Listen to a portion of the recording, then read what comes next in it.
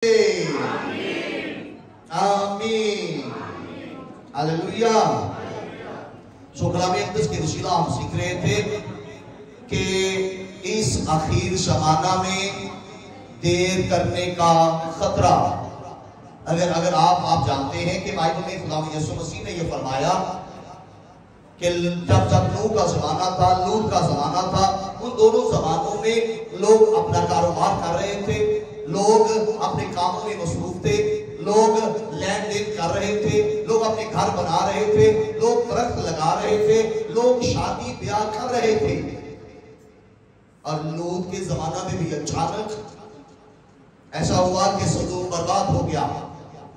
और हम जानते हैं कि नूह के ज़माना में भी ऐसा ही हुआ था कि पानी का बड़ा तूफान यानी सैलाब आ गया।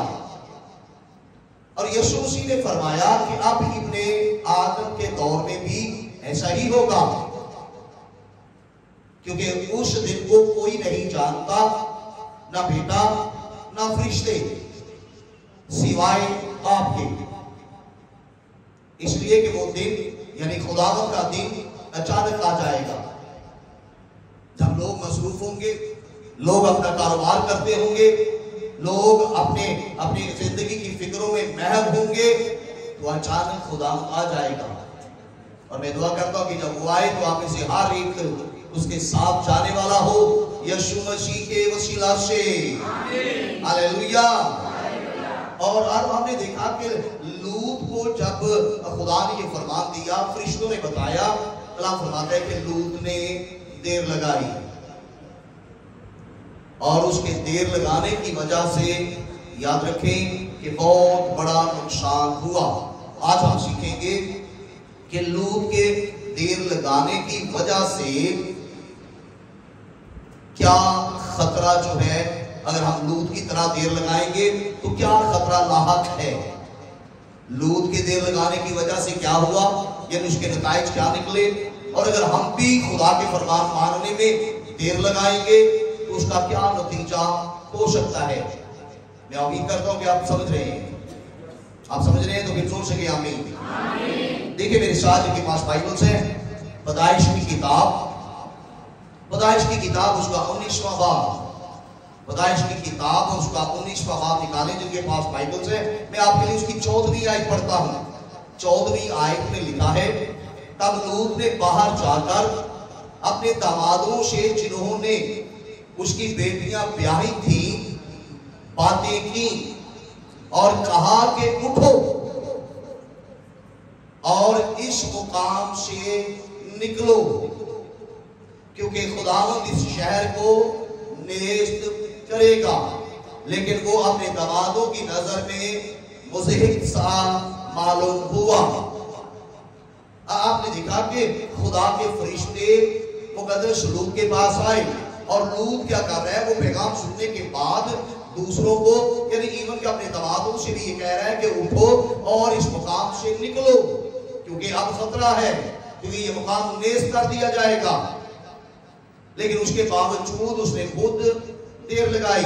अगर आप देखें मेरे साथ किसी बात की 17वीं आयत देखें, यहां लिखा है, और यूं हुआ कि जब वो उनको बाहर निकाल लाए तो उससे कहा, अपनी जान बचाने को भाग, ना तो पीछे मुड़कर देखना, ना कहीं मैदान में ठहरना, उस पहाड़ को चला जा, ता ना हो कि तू हलाक हो जाए। ये खुदा की फरिश्तों के वसीला उसको हदायत थी ताकि वो हलाक ना हो जाए। आज भी हम सब के लिए खुदा का ये फरमान है, इसीलिए निजात का बड़ा पैगाम खुदा ने हम तक पहुंचाया है। और इब्रानियों के नाम खत उसके 3 बाब में, इब्रानियों के नाम खत उसके 2 बाब की 3री आयत में लिखा है कि वो याद रखें कि वो निजात जिसका बयान हमारे खुदावंद के मुंह से हुआ है, अगर हमने उस निजात की परवाह ना की, या अगर हम उस निजात से भी गाफिल रह गए, तो बाइबल फरमाती है कि फिर हमें तख्ते अदालत के सामने कौन बचाएगा। हम किस तरह बच सकते हैं।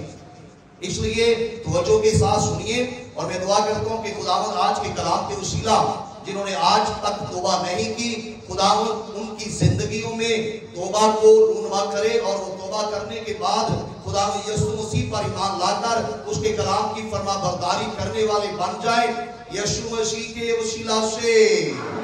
हालेलुया। तो इसलिए हमने देखा कि लूत की जो जिंदगी है उससे हमें साफ पता चलता है कि खतरा ज़ाहिर होता है। उसकी जिंदगी के फैसलों से हौलनाक नताइज निकले हैं और उसके नताइज जो है किस चीज की वजह से थे, क्योंकि उसने देर लगाई। और मैं दुआ करता हूं कि आप देर लगाने वाले ना बने यीशु मसीह के वसीला से। हालेलुया। आपने देखा कि खुद जो लूत है, लूत खुद बड़ी मुश्किल के साथ बचा है, बड़ी मुश्किल के साथ उसकी जिंदगी जो है वो बचाई गई। हालांकि उसकी बीवी जो है वो अब्दी मौत सो गई। लूत के देर करने की वजह से उसके तमाम नौकर चाकर हमेशा की आग के, याद रखें कि उस सुदूम के अंदर वह हमेशा की आग का लुकमा बन गए, क्योंकि लूत ने खुद वहां से निकलने में देर लगाई। और उसके देर लगाने का ये नतीजा है कि उसकी तमाम भैंसे, गायें, हर तरह का वो खजाना जो है वो सदूम की आग की नजर हो गया। और ये उसके देर लगाने का नतीजा है। मेरी बात आपको समझ आई है? हालेलुया। जो हालेलुया।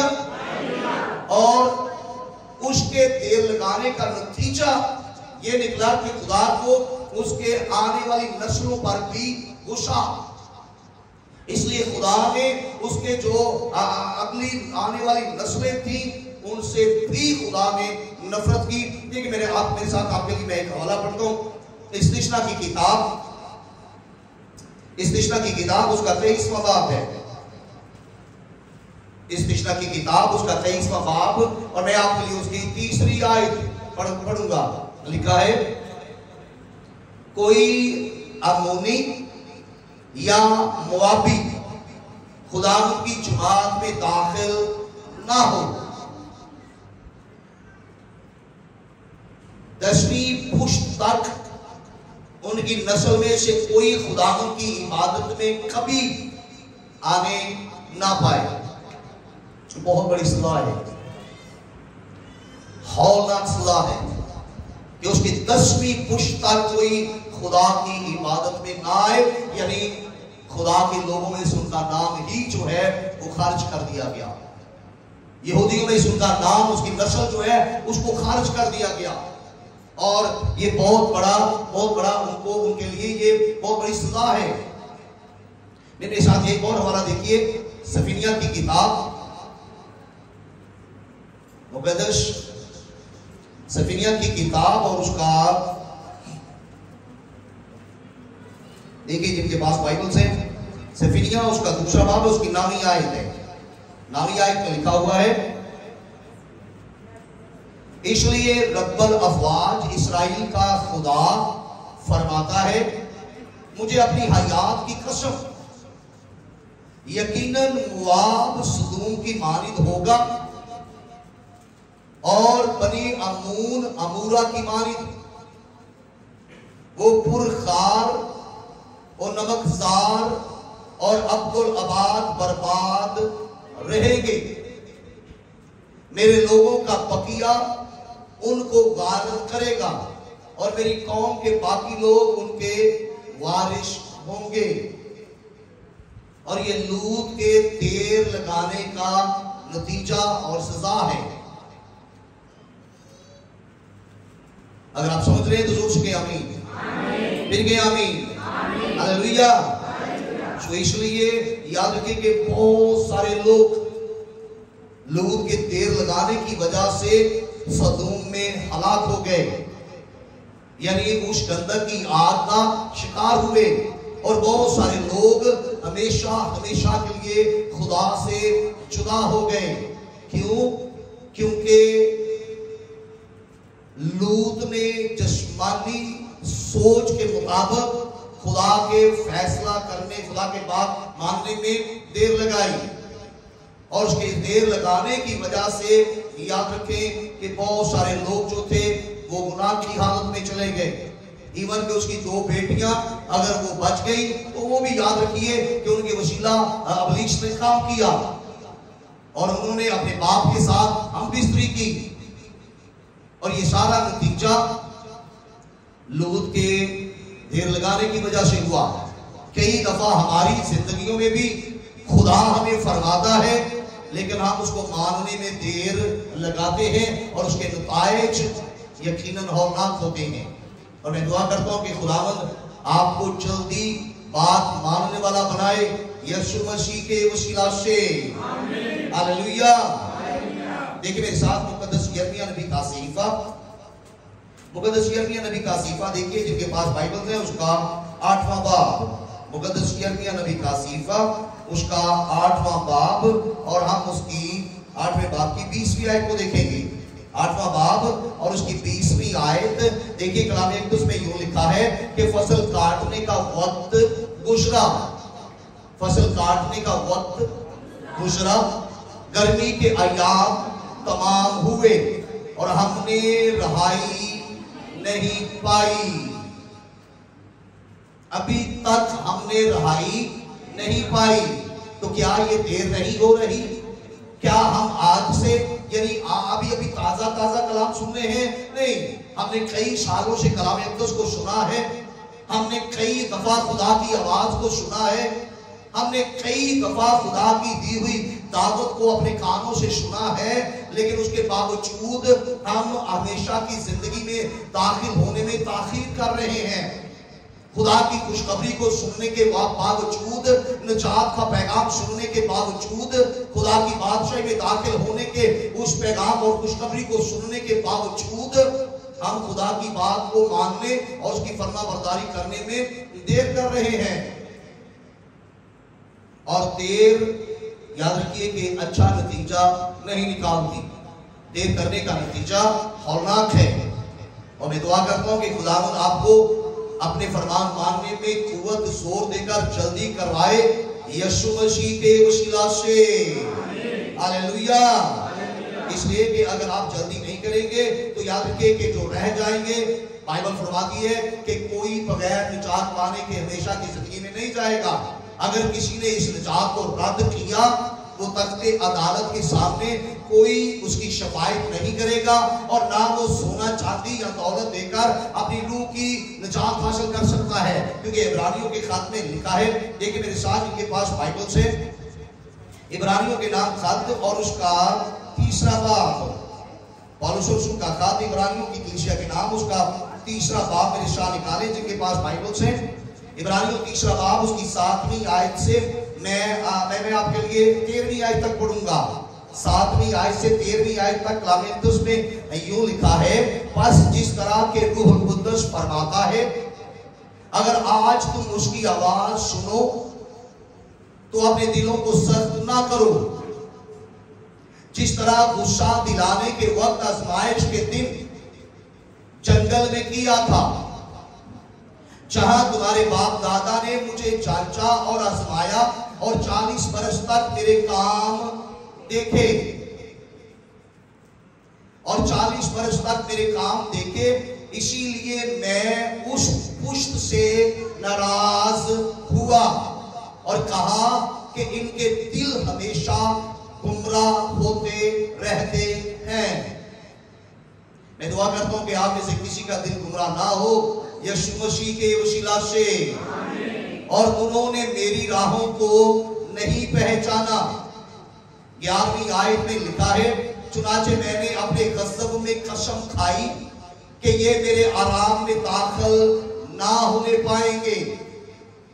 आए भाइयों, खबरदार, तुम में से किसी का ऐसा बुरा और बेईमान दिल ना हो जो जिंदा खुदा से फिर जाए, बल्कि जिस रोज तक आज का दिन कहा जाता है, हर रोज आपस में नसीहत किया करो, ताकि तुम में से कोई गुनाह के फ्रेब में आकर सख्त दिल ना हो जाए।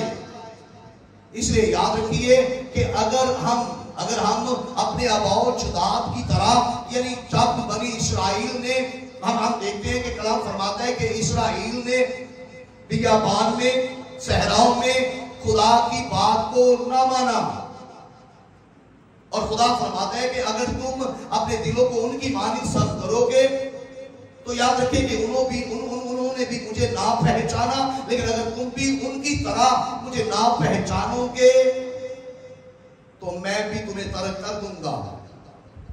इसलिए अगर आज हम खुदा की आवाज को सुन रहे हैं तो बाइबल फरमाती कि अपने दिल को सख्त ना करो। और मैं दुआ करता हूं कि आप में से हर एक खुदा की आवाज को सुनने और उसको पहचानने और मानने और कबूल करने वाला बने, यीशु मसीह के वसीला से। जोर से आमीन, हालेलुया। देखिए मेरे साथ इसी तरह मुकद्दस लूका की इंजील में देखिए खुदा यीशु मसीह ने ये फरमाया है। मुकद्दस लूका की इंजील उसका नामा बाब है।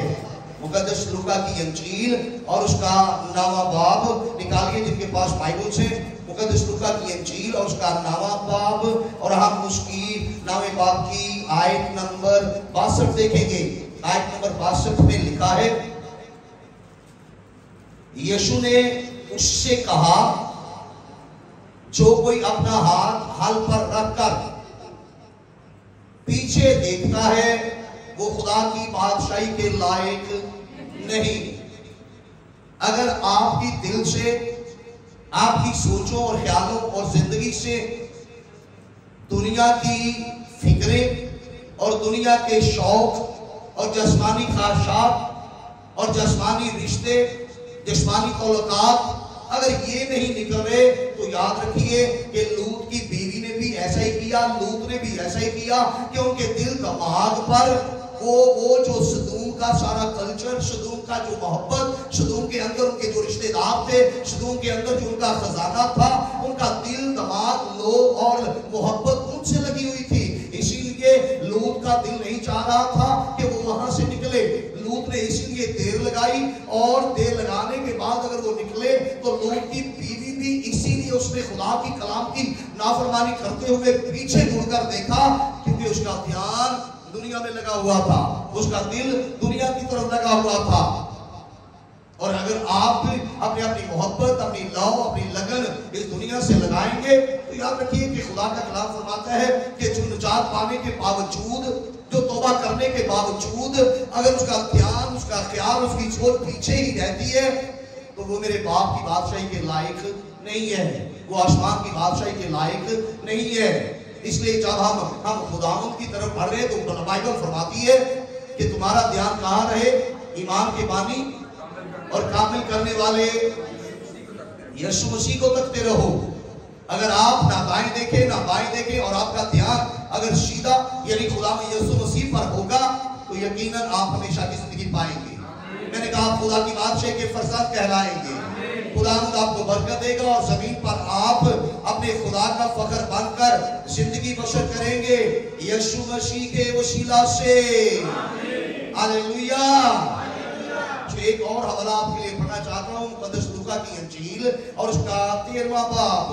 मुकद्दस लूका की इंजील और उसका 13वां बाब और उसकी 24वीं आयत से देखिए। मुकद्दस लूका की इंजील उसका 13वां बाब और उसकी 24वीं आयत से 27वीं आयत तक मैं पढ़ूंगा। कलाम में यूं लिखा है, उसने उनसे कहा, चांद फशानी करो। उसने उनसे कहा कि चांद फशानी करो कि तंग दरवाजा से दाखिल हो। चांद फशानी करो कि तंग दरवाजा से दाखिल हो, क्योंकि मैं तुमसे कहता हूं कि वो तेरे दाखिल होने की कोशिश करेंगे और ना हो सकेंगे। क्योंकि तंग दरवाजा में दाखिल होना मुश्किल है। इसलिए खुदावंद ने फरमाया, अगली आयत में देखिए, जब घर का मालिक उठकर दरवाजा बंद कर चुका हो और तुम बाहर खड़े दरवाजा खटखटाकर आकर ये कहना शुरू करो कि आए खुदावंद हमारे लिए खोल दे, और वो जवाब दे कि मैं तुमको नहीं जानता कि कहां के हो। उस वक्त तुम कहना शुरू करोगे कि हमने तो तेरे रूबरू खाया पिया और तूने हमारे बाजारों में तालीम दी। मगर वो कहेगा मैं तुमसे कहता हूं कि मैं नहीं जानता कि तुम कहां के हो। आए बदकारो, तुम सब मुझसे दूर हो। हालेलुया। आपने सुना, खुदा फरमाते हैं कि वक्त गुजरने के बाद अगर कोई मेरे पास आएगा तो फिर मैं उसे कबूल नहीं करूंगा, क्योंकि कबूलियत का वक्त ये है। खुदा की आवाज आज हम सुन रहे हैं, हम खुदा के पैगाम को सुन रहे हैं। ये निजात का वक्त है, ये कबूलियत का दिन है। अगर आज हम खुदा की आवाज को सुनते हैं तो यीशु ने अपने शागिर्दों से ये कहा कि मैं तुमसे कहता हूं कि जान फशानी करो। जान फशानी करो, ये किनको? अपने शागिर्दों को। अगर यीशु के शागिर्द ही इतनी मुश्किल से दाखिल होंगे तो आप सोचिए कि दूसरों का क्या ठिकाना है। इसलिए ये ऐसा नहीं होगा कि अगर हम मसीह घरों में पैदा हो गए हैं तो हम मसीह हैं और खुदा की बात से भी चले जाएंगे। ऐसा नहीं होगा। आपको खुदा की और आसमान की बात में दाखिल होने के लिए जानफशानी करनी पड़ेगी। और जानफशानी का मतलब यह है कि आपने खुदा की बातों को सुनना और उनको अपनी जिंदगी में अपनाकर यीशु मसीह की पैरवी करनी है। हमने यीशु मसीह की मानद बनना है। और मैं दुआ करता हूं कि आप इस बिहार एक यीशु मसीह की मानद बन जाए। जोर से कहिए आमीन, ऊंची आवाज से कहिए आमीन। एक और हवाला देखिए, मुकद्दस मत्ती की इंजील उसका 25वां बाब। मुकद्दस मत्ती की इंजील उसका 25वां बाब अगर आप देखें तो उसकी 10वीं आयत से 13वीं आयत तक मैं पढ़ता हूं। 10वीं आयत से 13वीं आयत तक। जब वो मूल लेने जा रही थी तो दुल्हा आ पहुंचा, और जो तैयार थी वो उसके साथ शादी के जश्न में अंदर चली गई और दरवाजा बंद हो गया। जो तैयार थी वो उसके साथ, दूल्हे के साथ जश्न में अंदर चले गई और दरवाजा बंद हो गया। और आगे लिखा है, फिर वो बाकी कवारियां भी आई और कहने लगी, आए खुदावंद, आए खुदावंद, हमारे लिए दरवाजा खोल दे। उसने जवाब में कहा, मैं तुमसे सच कहता हूं कि मैं तुमको नहीं जानता। मैं तुमको बस जागते रहो, क्योंकि तुम ना उस दिन को जानते हो ना उस घड़ी को।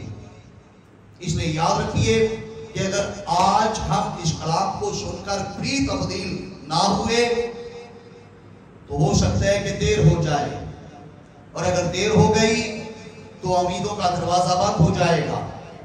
देर हो गई तो याद रखिए कि आपका खुदा की बादशाही के अंदर दाखिल होने का दरवाजा बंद हो जाएगा। इसलिए बाइबल फरमाती है कि रात बहुत गुजर गई, अब दिन निकलने वाला है। आप दिन की तैयारी कीजिए, दिन के हथियार बांधिए। अगर हम इसी तरह रूटीन के मुताबिक रवायती रस्मी इबादत करते रहेंगे और अगर हमने अपने आप को तैयार ना किया, अगर हमने अपने आप को खुदा यीशु मसीह की फरमाबरदारी करने के लिए तैयार ना किया, तो याद रखें कि हम भी फरेब खाएंगे। और बाइबल फरमाती है कि फरेब ना खाओ, रास्ता होने के लिए होश में आओ ताकि देर ना हो जाए। ये बात समझ आ रही है? हालेलुया, जोर से हालेलुया। इसलिए एक आखिरी हवाला आपके लिए कहता हूं, मुकद्दस पौलुस रसूल का खत इब्रानियों की कलीसिया के नाम, इब्रानियों की कलीसिया के नाम खत निकालिए, उसका 2 बाब गौर से सुनिए। लिखा है, इसलिए जो बातें हमने सुनी उन पर और भी दिल लगाकर गौर करना चाहिए। इसलिए जो बातें हमने सुनी उन पर और भी दिल लगाकर गौर करना चाहिए, ताकि बहकर उनसे दूर ना चले जाएं। क्योंकि जो कलाम फरिश्तों की मुआरफत फरमाया गया था वो कायम रहा और हर कसूर और नाफरमानी का ठीक ठीक बदला मिला। आपने सुना कि फरिश्ते लूत के पास आए और उन्होंने कलाम उनसे किया, और उन्होंने अगर फरिश्तों के कहने के बावजूद देर लगाई, अगर लूत की बीवी ने नाफरमानी की, हालांकि फरिश्ते कहने वाले थे, तो अगर फरिश्तों के कलाम को रद्द करने की वजह से लूत की बीवी नमक का सतून बन गई, हजारों लोग वहां आग से मर गए, तबाही हुई, तो कलाम फरमाते हैं अगर फरिश्तों के मुंह से निकला कलाम ठीक ठीक पूरा हुआ और हर बात और कसूर का अगर उन्हें बदला मिला है, तो इतनी बड़ी निजात से गाफिल रहकर हम क्यों कर बच सकते हैं, जिसका बयान पहले खुदावंद के वसीला से हुआ और सुनने वालों से हमें पाया सबूत को पहुंचा। यानी खुदा का बंदा पौलुस कहता है कि अगर फरिश्तों के मुंह से निकला कलाम पूरा हुआ है, तो जो फरिश्तों को बनाने वाला यानी खुदा यीशु मसीह के मुंह से जो कलाम निकला, क्या वो पूरा ना होगा? वो पूरा होगा। इसलिए उसने फरमाया है निजात, कोई शख्स बगैर निजात पाने के, कोई शख्स बगैर तौबा के खुदा की बादशाह में दाखिल नहीं होगा। इसलिए मुकद्दस पौलुस कहते हैं तो इतनी बड़ी निजात से गाफिल रहकर, यानी हमने अगर निजात को सुन भी लिया है, निजात के पैगाम को हमने सीख भी लिया है, कलाम की आवाज को सुन लिया और सुनने के बावजूद, जानने के बावजूद फिर भी अगर हम इतनी बड़ी निजात से गाफिल रह गए, तो हम क्यों कर बच सकते हैं? कहां से? तख्ते अदालत से। फिर हमें कौन हमेशा की आग से बचाएगा? इसलिए याद रखिए कि वक्त अखीर है, ये अखीर जमाना है, दिन बुरे हैं। अगर आज भी हमने देर लगाई तो इसका नतीजा यकीनन ठीक नहीं होगा। इसलिए खुदा के फरमान को मानने में जल्दी करें और देर ना लगाएं। मैं समझता आप जोर से कहेंगे आमीन। फिर एक और आवाज से आमीन, हालेलुया। तो इसका मतलब क्या है कि अगर आप खुदा की आवाज को सुन रहे हैं तो फिर खुदा की आवाज को पहचानिए कि खुदावंद आपको बुला रहा है, खुदावंद आपको अपनी बादशाही का, आपकी बादशाही की दावत दे रहा है। अगर आज तक आप तौबा याफ्ता नहीं है, अगर आज तक आपको तौबा की जरूरत है, तो आज वक्त है कि आप तौबा करें। अगर आप तौबा करने के बावजूद गुमराह हो चुके हैं, बरगश्ता हो चुके हैं, तो आज आपके वापस आने का वक्त है, आज आपके लौट आने का वक्त है। और अगर आप लौट कर आएंगे तो खुदावंद आपको कबूल करेगा। मैंने कहा खुदावंद आपको कबूल करेगा, वो आपको धोकर बर्फ की मानी सफेद करेगा और आप यकीनन एक नया जामा पहनकर उसकी बादशाही में हमेशा की जिंदगी बसर करेंगे यीशु मसीह के वसीला से। हालेलुया। आइए अपने कदमों पर खड़े हो जाइए और दुआ मांगना शुरू करें।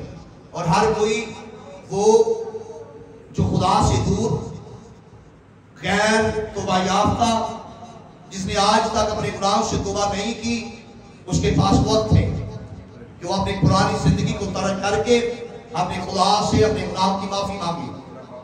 जो तौबा याफ्ता है लेकिन गुमराह हो चुके हैं, भूल चुके हैं खुदा के कामों को, खुदा की बातों को, उनके वापस आने का अच्छा वक्त है। वो इकरार करें और खुदा से कहेंगे खुदा मुझे बहाल कर, खुदा उन्हें बहाल करेगा।